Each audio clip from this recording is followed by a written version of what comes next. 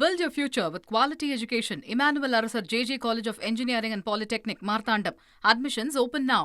தமிழகத்திலையும் சரி கர்நாடகாலையும் சரி காவிரி விவகாரம் பூதாகரமாயிட்டு இருக்கு. இந்த விவகாரம் தொடர்பா ஞாயிற்றுக்கிழமை அனைத்து கட்சி கூட்டம் கூட்டப்படுது அப்படின்னு கர்நாடக முதல்வர் டி.கே. சிவகுமார் அவர்கள் தெரிவிச்சிருக்காரு. காவிரி ஒழுங்காற்று குழுவுடைய உத்தரவை எதிர்த்து மேல்முறையீடு மற்றும் மேகதாது தொடர்பாகவும் இந்த கூட்டத்தில் விவாதிக்கப்படவிருக்கு. இது தொடர்பான கூடுதல் விவரங்களோட இணையராறு செய்தியாளர் பாரதிராஜா.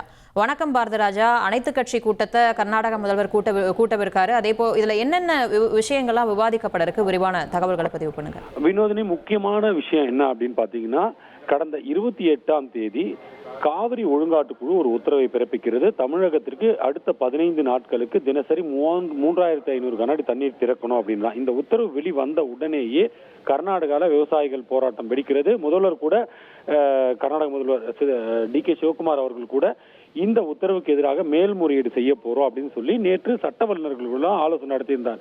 இந்த நிலையில அனைத்து கட்சி கூட்டத்தை கூட்டி அடுத்த கட்ட முடிவை எடுக்கணும் அப்படின்னு முடிவு பண்ணியிருக்காரு. இந்த கூட்டமானது வரும் ஞாயிற்றுக்கிழமை அவரது அலுவலக இல்லமான கிருஷ்ணால நடைபெற இருக்கிறது. இதுல அனைத்து கட்சிகளுக்குமே அழைப்பு விடுத்திருக்காரு. வெறும் காவிரி விவகாரம் மட்டும் இல்ல, இந்த சந்தர்ப்பத்தை பயன்படுத்தி மேகதாது விவகாரத்தை என்ற ஏற்கனவே தமிழக அரசு சார்பில் உச்சநீதிமன்றத்தில் தொடரப்பட்டிருந்த அந்த மனுக்கள் எல்லாம் தள்ளுபடி செய்யப்பட்டுள்ள. இதை எப்படி கர்நாடகா முன்னெடுத்து செல்லணும் அப்படின்றது குறித்து விவாதிக்கவும் இந்த கூட்டத்தில் முடிவு செய்யப்பட்டிருக்கு. இந்த கூட்டத்தில் அனைத்து கட்சிகளுமே பங்கேற்கும் அப்படின்னு சொல்லப்படுது. இன்னொரு முக்கியமான விஷயம், இன்று காவிரி மேலாண்மை ஆணையத்தின் 54வது கூட்டம் நடைபெற்று வருகிறது. இந்த கூட்டத்திலே ஏற்கனவே மேல்முறையீடு, இந்த 3500 கனஅடி தண்ணீர் திறப்பதற்கு எதிர்ப்பு தெரிவித்து மேல்முறையீடு செய்யப்பட்டிருக்கிறது.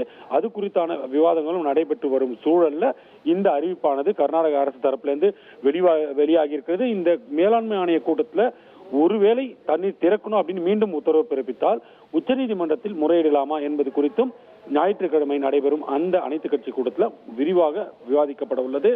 இந்த விவாதத்திற்கு பிறகு ஒருங்கிணைந்த ஒரு அரசியல் கட்சிகள் கூட்டமாக தீர்மானமாக நிறைவேற்றி அதை பாராளுமன்றத்துக்கு அனுப்புவதா அல்லது சட்டப்படி உச்சநீதிமன்றத்தில் முறையீடு செய்வதா என்பது குறித்த இறுதி முடிவும் இந்த கூட்டத்தில் எடுக்கப்படும். நன்றி பாரதிராஜா, உங்களுடைய விரிவான தகவல்களுக்கு. Build your future with quality education. Emmanuel Arasar JJ College of Engineering and Polytechnic, Marthandam. Admissions open now.